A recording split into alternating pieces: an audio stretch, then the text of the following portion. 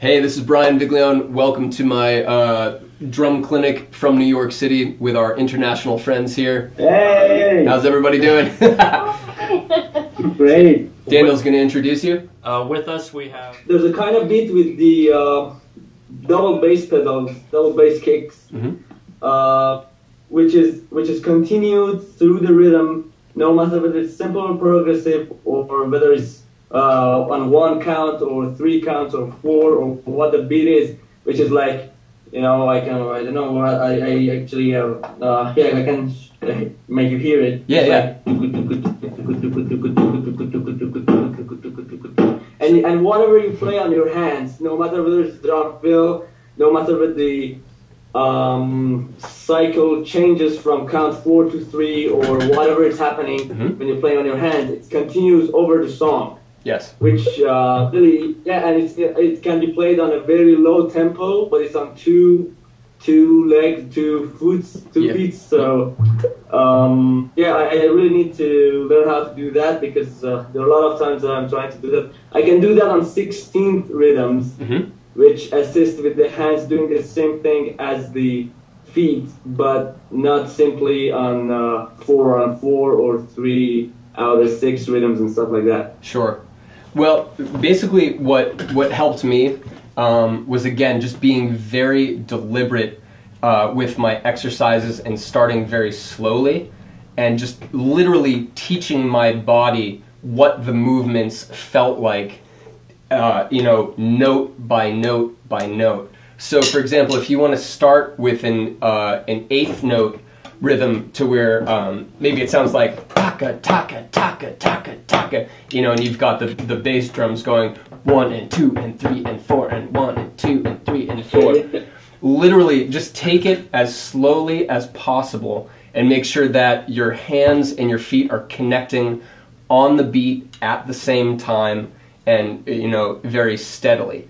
And go back and forth between playing it slowly and more quickly, so you get the feel of it, because the physicality of it and just the general motion changes, and the muscles that you use change as the tempo gets faster. But again, too, start with things just very simple, and you can even work with a metronome too for your feet, which is again very helpful, and just practicing very just like you would practice rudiments with your hands, and maybe try a 5-stroke roll where you go like taka taka da, taka taka da, taka taka da. Try those same exercises with your feet, and also giving equal value to the rests in between the beats. That's a very important point when working on foot control exercises I've found too, so that you don't sort of teach your hands to wait, but your feet constantly speed through the rhythm. So make sure that you're really feeling those spaces in between the notes, But again, too, try to just find some songs that you can play along to as well, and just keep those general beats nice and even and in the groove, and hear those longer phrases when you're going dugga dugga dugga dugga dugga dugga dugga dugga dugga. Hear them in a musical context as well too. So here we'll basically demonstrate. I think one of the questions was about how to play a basic 16th note pattern with the bass drums, but then also bring it into 8th notes as well. So essentially, if you're setting up a pattern like this, 1 E and a 2 E and a 3 E and a 4 E and 1, doing 16th notes, I would say just try matching that first, just to make sure your hands and your feet are in sync. Right hand and right foot, left hand and left foot.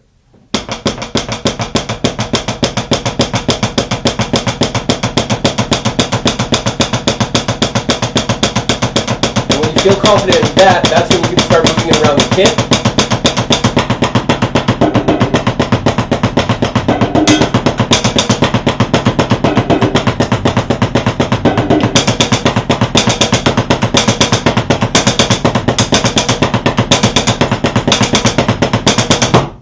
Like that. And then of course there's different ways that you can break up that phrase as well in terms of making a double time, half time, so forth. So if you have, again, 1, 2, 3, 4.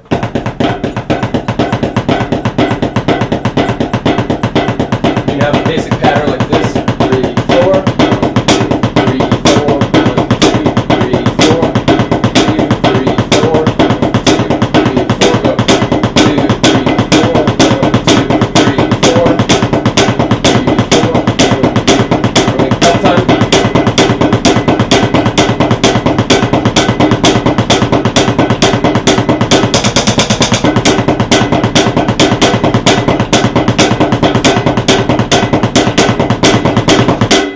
And so on, like that.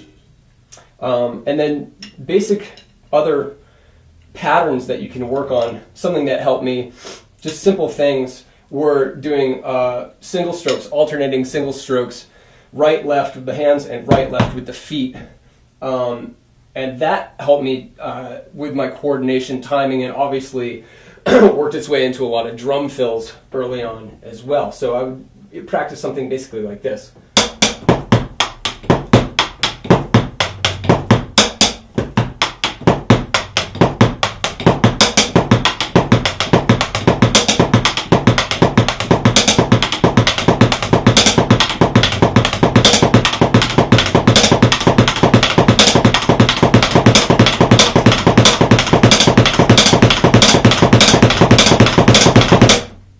Which might sound a little bit funny on the pads, but you get the general idea. Just trying to keep it as even as possible around the kit, and then breaking it up in different ways too. Like.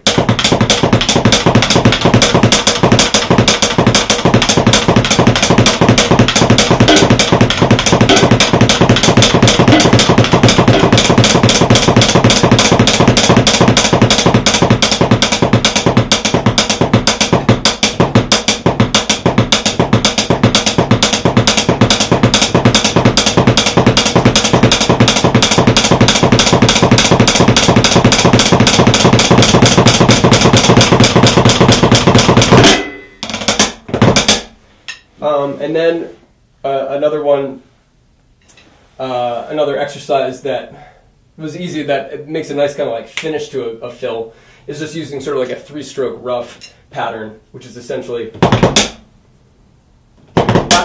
1, 2, 3, 4, 1, 2,